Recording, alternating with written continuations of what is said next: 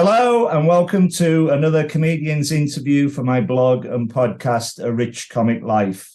My name is Richard Gill and my blog describes my experiences of watching over 1,000 comedians and counting for nearly 50 years. I'm delighted to welcome my guest today. It's the wonderful comedian, Red Richardson. Yeah! Hello, how you doing? Hello, mate. Hello, how are you? I'm all right, mate. How are you? Yeah, good. So over 1,000 in over 50 years? Yeah, it's something like 1,200. It's ridiculous. My God. There's so many of them. That's since the 70s. My first ever gig was age 7 on a family holiday in Scarborough. We went to see Les Dawson.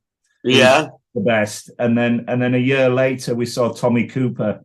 Oh, and I got the bug. Yeah, Tommy Cooper, brilliant. Oh, it was just the best. And I started writing everything down, so I've got an enormous spreadsheet of every act I've ever seen. Oh, amazing! So it's fantastic, and you're included on it, of course. Okay. Yes, thank you so much for doing this. It's going to be about 45 minutes to an hour. Yeah. And the first question I want to ask you is, how did you become a comedian in the first place, please? I always used to like making people laugh. My friends told me to become a comedian. I think I always just liked making jokes, you know. That was it. Yeah, I always wanted to. I still wanted to do stand up. I didn't do my first gig until I was 25. Right. I'd wanted to do it since I was 18, and I just didn't. A friend forced me to book a gig. So how you got into it then? Was it like 5-minute spots here and then, pubs, Yeah, and take friends along and whatnot? Yeah, so I was doing Angel Comedy. I did my first gig at. Brilliant. Which is a great first place to do it. Yeah. Barry Burns hosting, and he made a great. It's probably the best place to do a first gig, I think. Barry's wonderful. He's about to come on this podcast. He's done a recording for me, and he's a lovely. Oh, brilliant! Yeah, he's great, and he just sort of, he made such a good thing there, you know. Yeah. And it's just a brilliant, but it gives you a false, because it's such a nice gig. You then think, oh, they're all going to be like this, you know. And they're definitely. Well, I'm sure with you they all are. I can't imagine you all have a bad gig.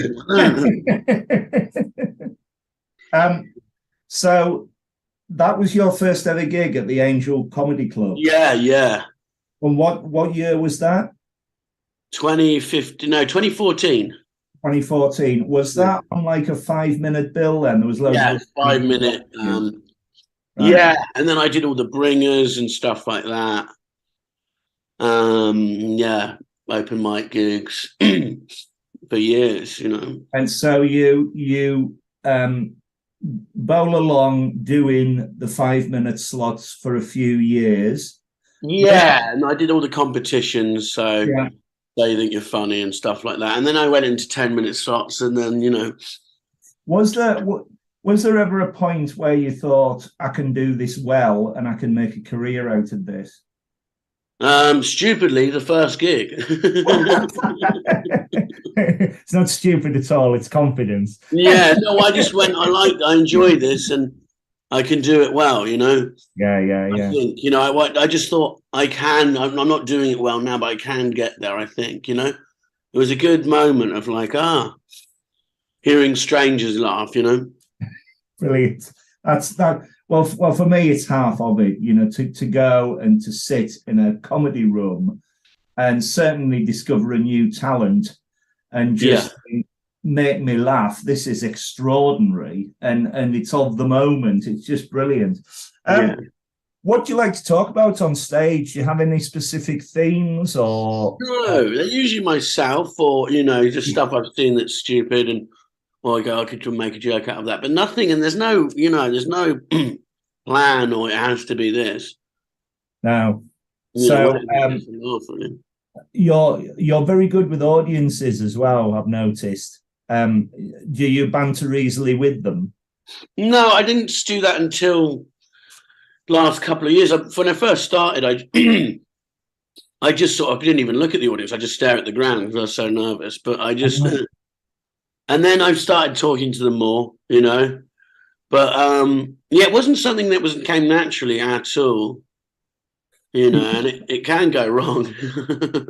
You think, obviously, the more you do, the more experienced you get. Yeah, yeah. Just all about experience, yeah? It's about getting comfortable as possible that you sort of can just sit in it and, you know, because first you have your act and you go, well, this is my act. I've got to do that. But then you learn there's other ways of doing the same act and your act has to react to the room it's in, you know? Yeah. I'm still doing my act, but it's in this weird room or it's here. So how does this act work, you know?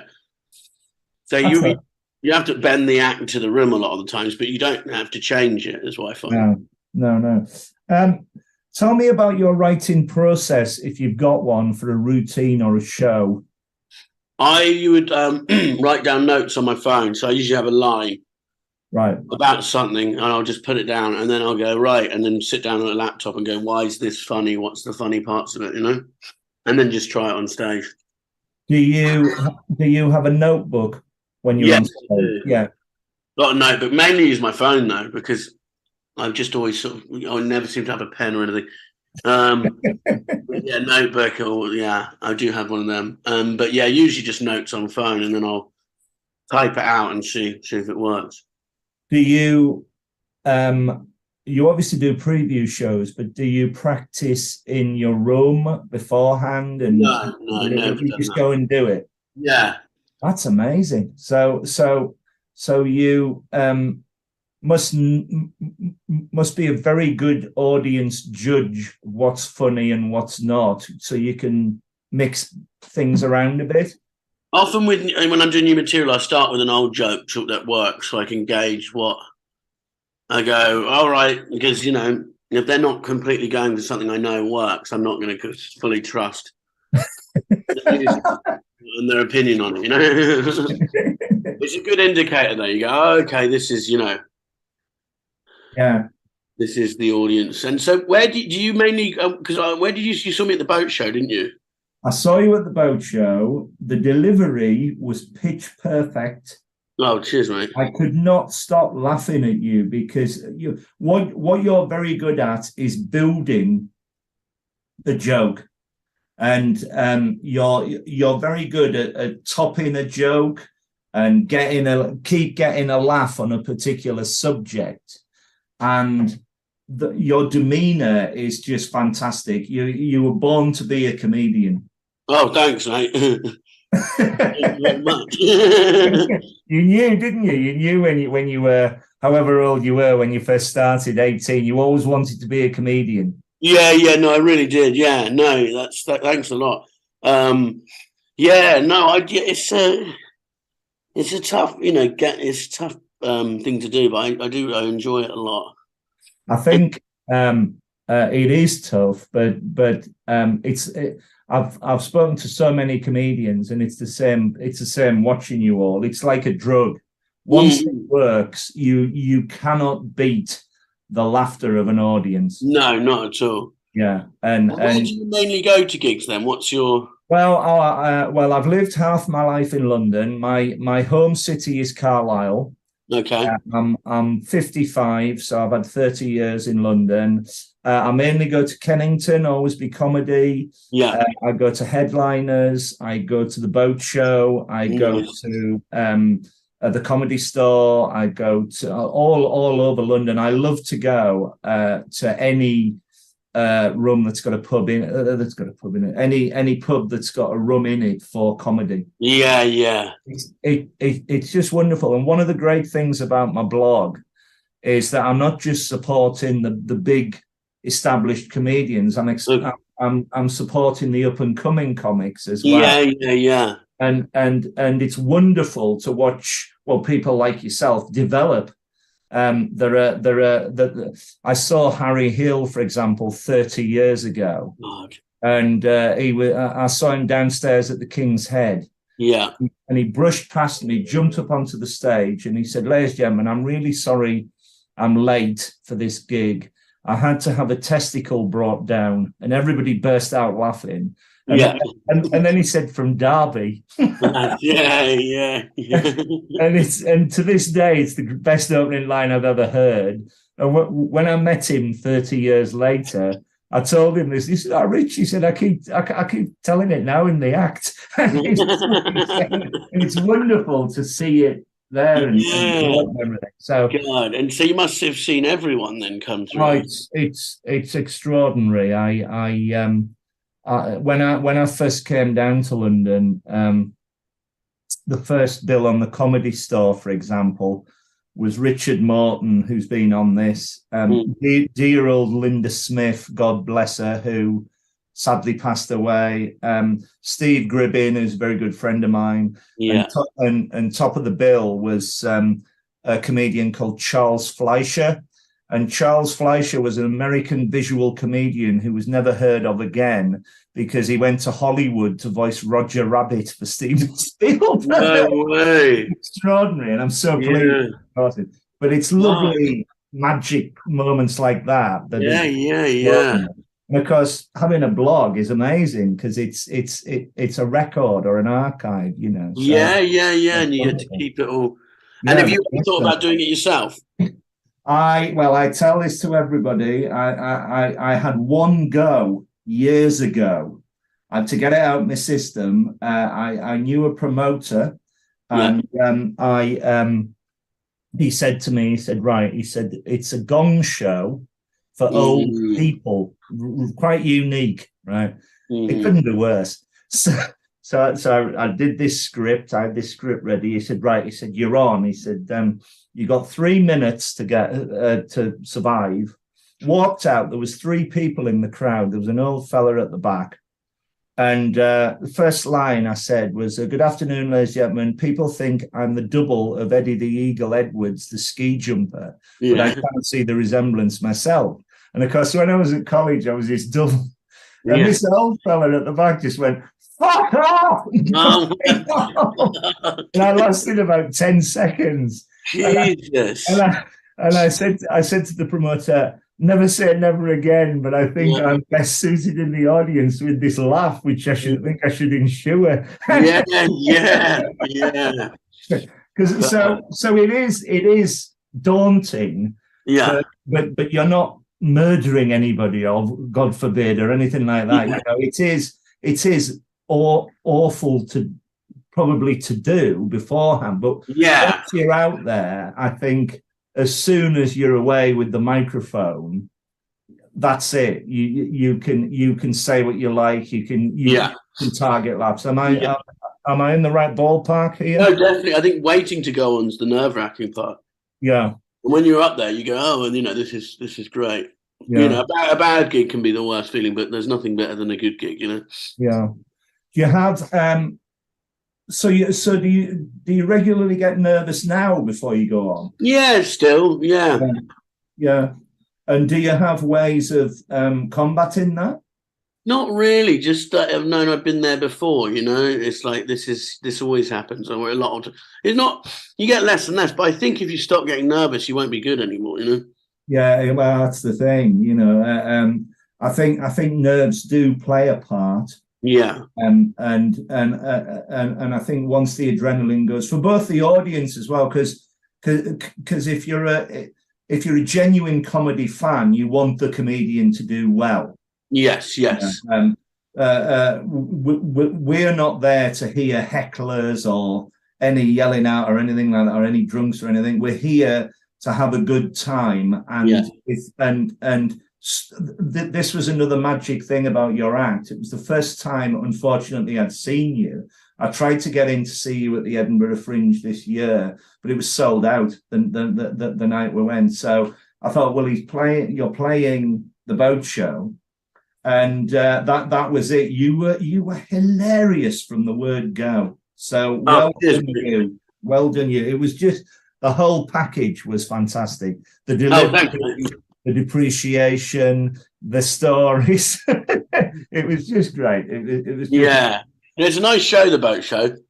Yeah, it is. It's great. It's really good. And are you related to James Gill?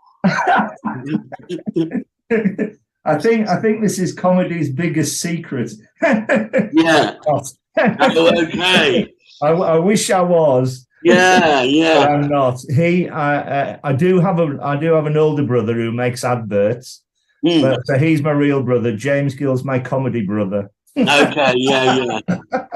Yeah, and that's a great gig to be going to. I suppose it's they always have superb. Yeah, I've been going to Osby Comedy for 6 years, and I now sit on the front row, and it's extraordinary because the acts recognize the laugh. It's just that's so funny. It's just extraordinary. Have you ever played Osby Comedy? No, I've never done it. No. Right. Well, I'd like to do it because I live in Camberwell, so it's not far. 2023, you'll be perfect for it, my friend. Yeah. It's such a good audience, and I'm privileged to be part of it. Yeah, and it must just sell out every week then, I suppose. Well, he's now got. I live in Wandsworth, and I work for Wandsworth. I've just got a new job for Wandsworth Council, and he's got the brewery across the road there, so he does Friday nights there. No, amazing. So he's expanding a bit. So he's doing really well. Anyway, more about you, my friend. Can you tell me, this is a horrible question, but what do you think makes a good comedian? Being funny is the obvious, but I don't think there is, because there's so many different types of comedians and so many reasons for people to do it, Yeah. I think you got what makes a good... well, definitely you have to have natural talent or be funny. I think you got to work hard, you got to gig a lot, and not let the negatives suck you in too much. I've seen a lot of people since I've started who've just sort of become angry by it and stuff like that. And it's, a bit of anger is good, but if it consumes your life, you stop being good at what you're doing, That's very, very true. The Sarah Millican line comes to mind, where she always says, if you have a difficult gig or you're angry with yourself, by 10 o'clock the following day you start again. Yeah, and it's true. It's impossible to do that, but I've had bad gigs that I will take to my grave, I think. But no, it's right. You can't let it. You got to enjoy it, Yeah. You have to. Yeah. It's because what is not to love? It's a joyous thing. It's a very, very confident thing if you're doing it on your own because it's the audience. But if you're endearing, if you've got an originality, and as you say, if you're funny, you're halfway home. It's as easy as that. And people get lucky, you get lucky breaks, but also you just sort of, I think if you stick around in it and be good and you work hard, you will get stuff, Yeah, very much so. I always remember, I've seen him many times, but I always remember the Ken Dodd line where he describes he says about Freud and describing laughter, Freud's vision of laughter, and he goes into this great long routine about the laugh coming up through and then out of the mouth, and he said, and after about 10 minutes he said, mind you, ladies and gentlemen, Freud didn't play the Glasgow Empire on a Friday night. That's very funny, yeah. And so, even the greats must be. Of course, yeah. Terrified. Where's the statue to Ken Dodd? Where's that? In Lime Street, Liverpool Lime Street station. Okay, yeah. Because the Eric Morecambe one's obviously in Morecambe. Ernie Wise is in Peterborough. Lord Ern of Peterborough, and I think there's a Les Dawson one. Max Miller's Brighton. I've seen them all. I went to Blackpool and they've got all the names carved into the floor. I want to see that. Yeah. It was great. Yeah, in the Winter Gardens, there's a Morecambe and Wise statue. The two of them in the foyer. Oh, nice. Yeah. Today, what has been your best and worst gig? As I say, I can't imagine you having a bad gig because you must have a line for every situation, a funny line for the audience. I've had some gigs. I did a Christmas gig for a this company in, what was it, Saint Neots. They got asked for a comedian, and it was horrendous. And that was just sort of, they weren't there. They didn't want to be there. They probably hated their job, and it was like Oh they just wanted to God. get drunk. And then, the organizer, the boss just goes, and we got a comedian. And I just sort of walk in, and it was just horrendous. They just looked at me with such bad. And then I tried to sneak out the back at the end. At one point, I was like, I want to leave, but I've got to do full time. Otherwise, I don't get paid. What was your full time? I was meant to do 40 minutes. That is long. I know. And then this guy was like, just fucking pay him. And so the boss basically paid me on stage. I tried to slip out the bag, and they were all smoking cigarettes around the side. And I walked through them, and they were lined up either side of me. And they started singing Make Way for the Shit Comedian to the no, that's awful. Prince Ali from Aladdin. So that was the worst. All right, then. What was your best one? There must have been a cracking night. I had a good gig at Bristol Old Vic last week. I was opening for Jess Foster-Q, and it was just good. It was a really big room and amazing room to be in, and it's got a lot of history. And I just felt like this was one of my best performances because they weren't exactly my audience, but I felt like I did a good job. That's brilliant, and she is such a great comic to support as well. Oh, she's brilliant, and she's got a great fan base. And they sort of she does a great thing where she comes on before you and does 5 to 10 minutes, which helps out so much. Yeah, because then they trust you more because she's kind of, instead of just coming out, it makes it a lot easier. It does indeed. I can imagine. You mentioned before about comedy competitions, and you said you've done many of them. Can you tell me a few of them? And do you think that comedy competitions are a good thing for a comedian? What's your view on them? I think they are. I think they used to be, especially. I think what it does is it gives the 5-minute acts who are looking to become open spots and stuff, it just puts them slightly on the map of, right, this is, the cream of this lot. Yeah. Basically. They're not the be-all and end-all at all, And now with social media and stuff, I don't think the new acts give a crap about them at all. But I think before, it really was a thing, It just decided, right, which of the open micers could go on to do this, Obviously, they miss people all the time and stuff like that, of course. But I do think it sort of gives an indication of, and from there, you can get 10 spots and move on to the clubs and start gigging with the professionals and getting better. So you think you think they obviously help the career, yeah? Yeah, I think so. I don't think it does as much anymore. I don't know who wins it anymore, and I don't hear. But it does seem like a lot of them have stopped. I remember there was about 8 of them when I started. It used to be Golden Jesters, Leicester Square, Amused Moose, So You Think You're Funny, the Natties. But I don't hear much about them anymore.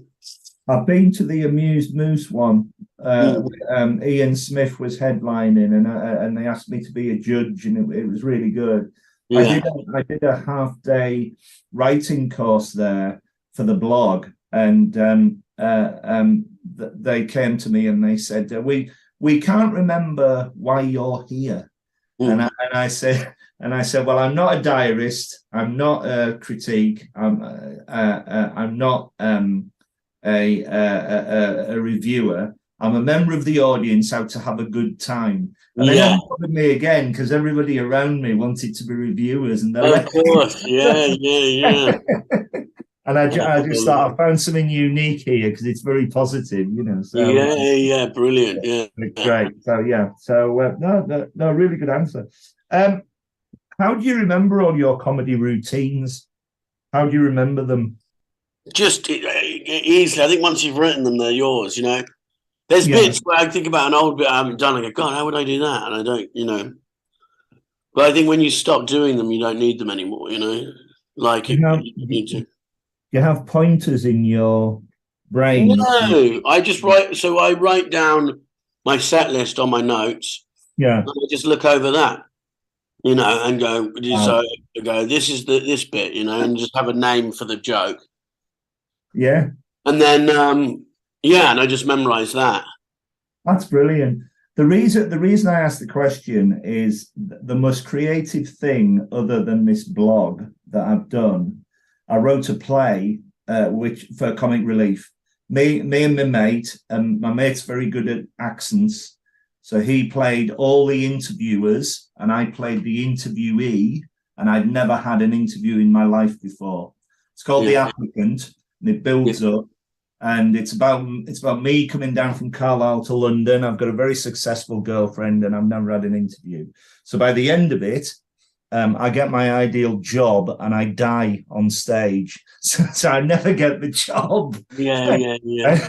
So I ran out the first night we did it, and I was like a rabbit in headlights. I monologue, and then the interview and a monologue, and I was all nervous looking around. And of course, it helped. I was sitting in the waiting room, waiting for the interview, and I just started talking to the audience.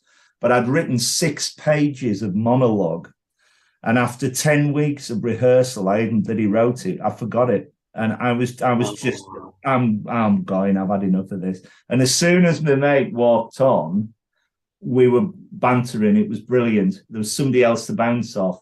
So it is a thing. It's an idea, but I can imagine writing a play is different to performing comedy because you've got the audience to banter off. Is that? And also there's strict lines in a play because there's rules to a play in order for the plot to work, you know? Yeah. And with stand-up, I used to go, I can't remember what I'm saying. It's like, it doesn't matter though, because they don't know whether you're saying it right or not. So however you say it is how it is, you know? Yeah. Basically. Yeah. But it was an extraordinary experience for me. It gave me a lot of confidence to get it. But I'm hoping to resurrect it and get it to the Edinburgh Fringe. Yeah, nice. Is your mate up for it then? Well, I don't know about that, but you know, get somebody else. I don't know. Maybe. Yeah. Let's move on to Edinburgh. I am very, very lucky every year to be able to go to the Fringe. The only 2 I've missed were the last 2 years with the pandemic. Yeah. But I've been going since 2005, and I go for a week and I see about 50 shows. And by the time I have finished, I need to go on a holiday again because I'm exhausted. But it's the best feeling. Tell me about your first Edinburgh Fringe. What was it like? Did you go up as a punter or an act? And how many Fringes have you done? I went up in 2015 and I went up for So You Think You're Funny. Yeah. And then my friend had booked an hour and then decided he didn't want to do an hour at a free Fringe venue and said, do you want to split it? And so I was like, yeah, definitely. And then he ended up pulling out. So it was just me and my mates had an hour every day to fill. Brilliant. So we just did gigs there and and it was just great fun. That was my favorite one, I think. And I did So You Think You're Funny, that was good. And then the year after, I did a 45-minute show. Yeah. And so I was just getting ready for my hour. And then I didn't go up in 2017. I went up in 2018 and debuted. So I've done 15, 16, 18, 22. So 4 Edinburgh Fringes.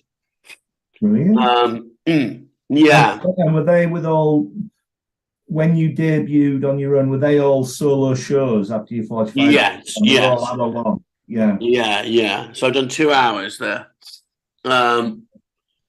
Yes. And so I did this year. I won't go next year. Right. Because this last year, the show was called Shots Fired. Yeah. It got amazing reviews. It really did. And I couldn't get in. I was gutted. Tell me more about how the idea for that came about. It was so I don't know if you remember, but there was false alarm terrorist attack in on Oxford Street in 2017, Right. and Ollie Murs was there, and he hid in Right. Selfridges and tweeted that there was a gunman on the loose, and it was turned out to be a false alarm. So my show's about that hour, basically. Wow. And it was good. But Edinburgh's tricky. It's sort of you're performing to people who often have seen 4 shows that day, and so it's a very different audience. Yeah. It's not only the audience seeing all the different shows, it's also performing 25 nights in a row. Yeah. That must be exhausting. I've been up different weeks, and the first week everybody's new. The middle week's the best time to go because they've gone into it. But the last week, everybody is shattered, and that must be daunting for you. Yeah, it's the sameness of it as well. You go, it's not just because in London I'll do loads of gigs every month, but it's just you're in the same room at the same time. It's the same thing, and you walk past the same person who's just done their show, and it just becomes monotonous and quite tricky, Well done for doing it. Yeah, I don't know. I'm kind of like in 2 minds about the thing because it's sort of I just don't think it's the same as it used to be. Right. In what sense? I think the comedians are paying so much money. I know they always have, but now it's even worse. And I don't think you need to go. I think you're better off having like 5 clips of stand-up go viral than you ever are doing Edinburgh. Yeah. In terms of building a live audience, which is ultimately my goal. It's certainly over the 15, 16 years that I've been there, it seems to be more commercial than it was, and I hate that.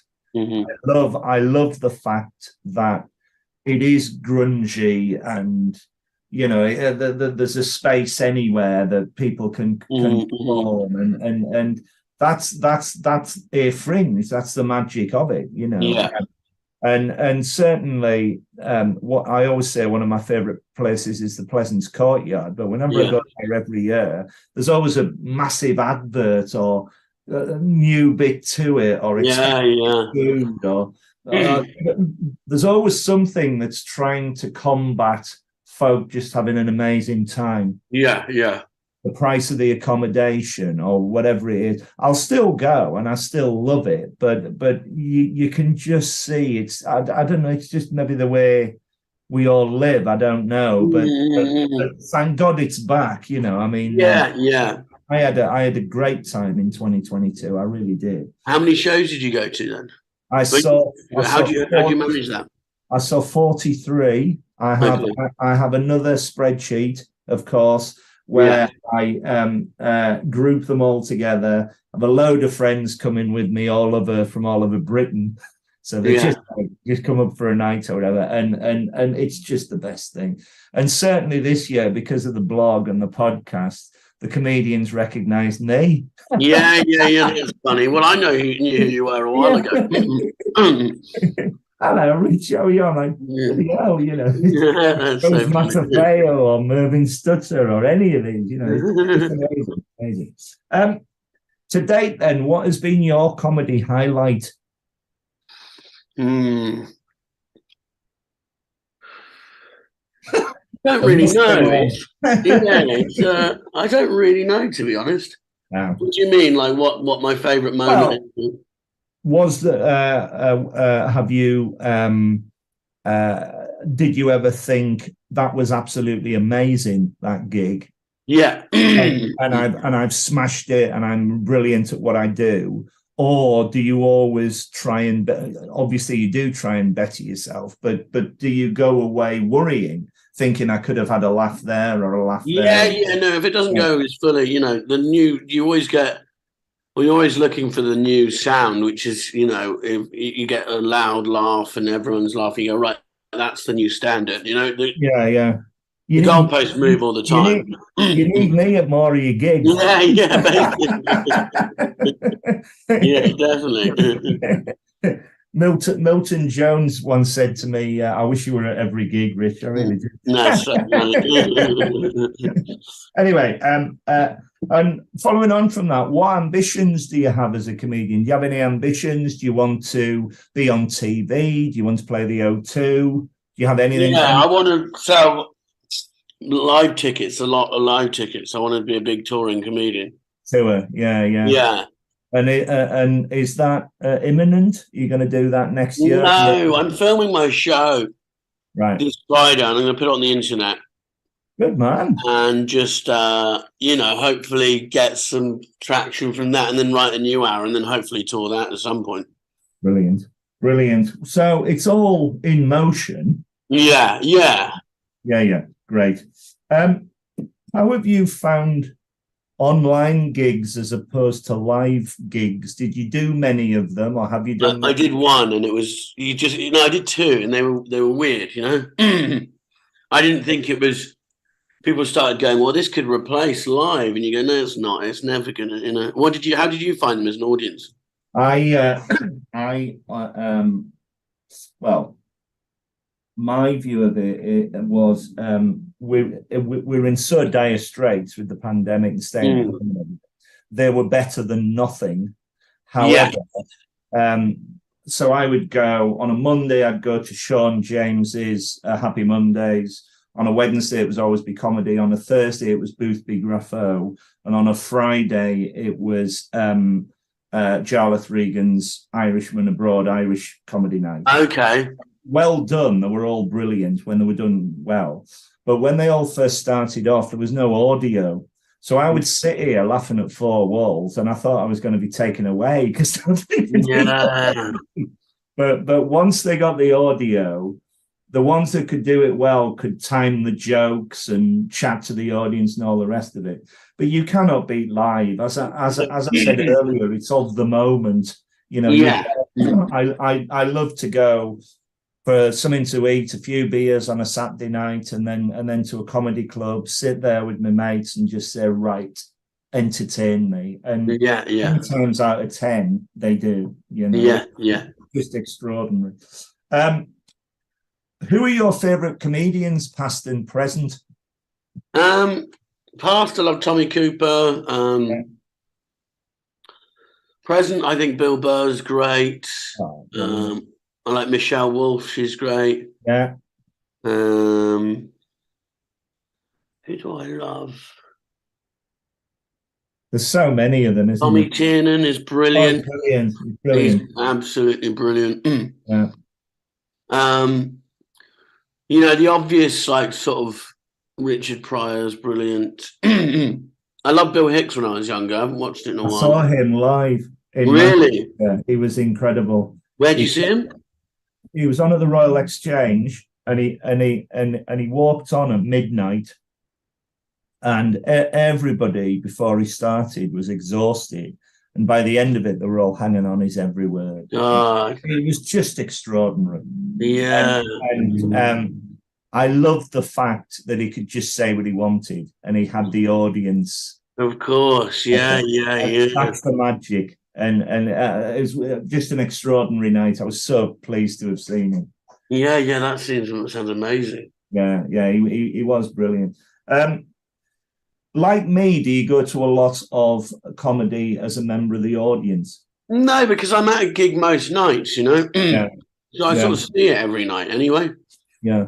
So I need to go. I'm going to go watch some people at Soho Theatre that I didn't get to see their shows.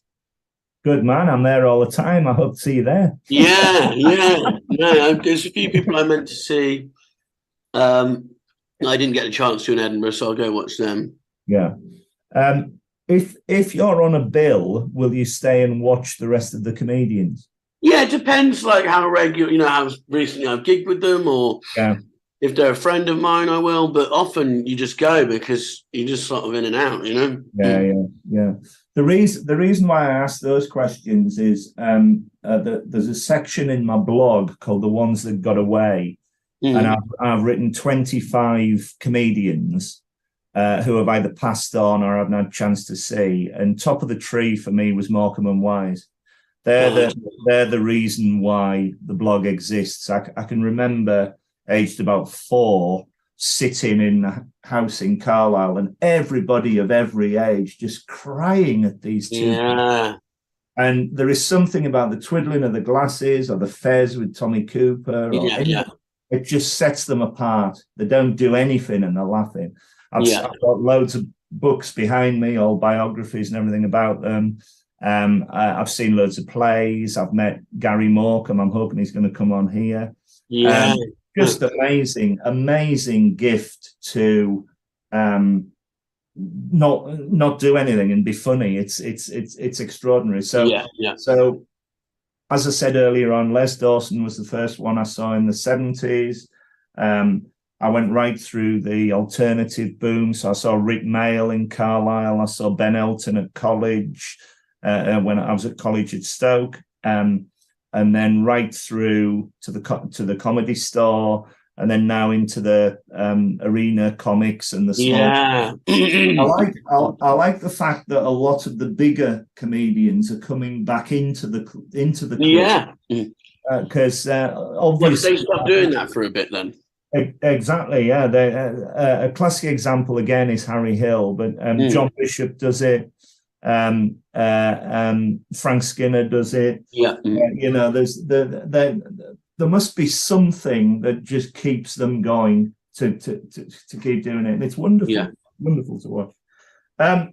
I've so much enjoyed chatting to you. Me too, yeah. You've been a fantastic guest. Thank you so much. No, thank you for having me on. Is there anything else you'd like to say before we go? Have you got any writing coming up? Any shows in 23 or any social media? By the time this comes out, my YouTube thing will be out. So just Google Red Richardson on YouTube and watch it's just basically a collection of the best material I've written since I started, and I'm just gonna put it out there. So hopefully people enjoy that. But yeah, hopefully I'll see you at a gig soon. Definitely. I was just going to say I'm going to be first in the queue when I see you. When I see you're one of those acts now that when I see on a bill, I know I'm going to have a good time. Oh, brilliant! Thank you so much. That is the biggest compliment I can give. You know. Well, I think comics feel the same with you and the audience. when sometimes it always be comedy. I've been told that if I'm not sitting in the front row, the act won't perform. That's too much of a. But no, definitely I'll be in. I want to come and see you again very soon. And I wish you all the very best. Brilliant. Well, if you're around, you're free this Friday, I'll give you a free ticket to the show. But obviously, don't worry, it's just late notice. That's very kind of you, but I've got a comedy night. No, fair enough. Where are you this Friday? I'm at Aces and Eights in Tufnell Park at 8:30. Oh wow! And do you play there regularly? No, the thing is, the gigs in that room are usually terrible. I just love the way the room looks. I think you can make it look amazing on camera. You know, so I'm filming it. One of the greatest qualities about you being a comedian is your frankness. My friend, you take care. Oh, thank you so much, mate. All the best to you, and I will come and see you very soon. Brilliant. All right, have a great night. All the best now. Thank you.